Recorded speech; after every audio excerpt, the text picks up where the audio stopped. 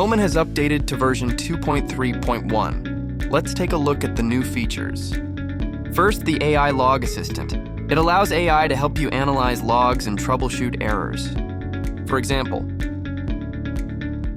we are now in the log section. There are two entries for the AI. One is next to each log entry. When you hover over it, a small AI icon appears.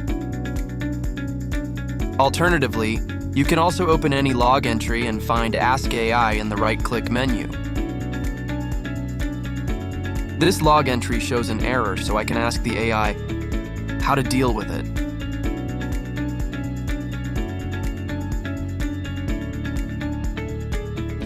It needs a moment to think and process. Let's wait a bit.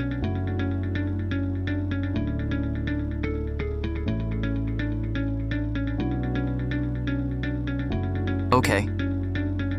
Now we can see the AI's analysis for this log entry, including the reason for the error and the steps to handle it. This can significantly improve your development efficiency. The next new ability is the Data Bird's Eye View. It allows you to visualize the relationships between different parts of your application. The entry is in the top right corner of the data model, labeled Bird's Eye View. You can see, for example, which tables my account table is related to. You can also see which components, such as APIs, action flows, global variables, etc., are related. Essentially, anything it's connected to will be displayed here. You can also click on these connections. Here you can see specific details about the references. If you click the jump icon in the top right, you can directly go to the relevant table, for example, to see how it's being used. If you want to return to the bird's eye view, you can click the button at the bottom.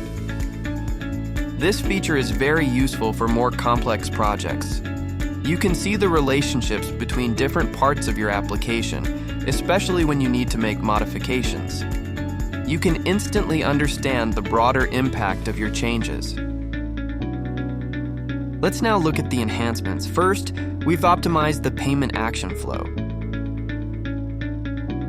This makes the naming and logic more consistent.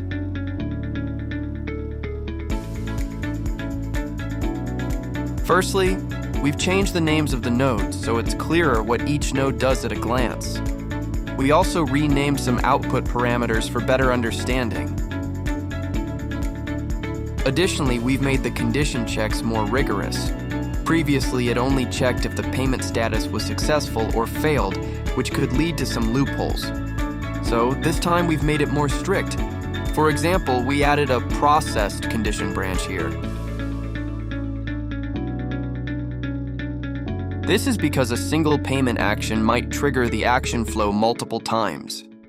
We want to avoid such situations, and that's why we added this. This makes the action flow more robust. The next small update is for the Open External Link action. It now supports choosing whether to open links in a new tab or the current tab. It's configured right here. We added this option. The next enhancement is a terminology update. We've unified the renaming of callback to Webhook for action flow triggers.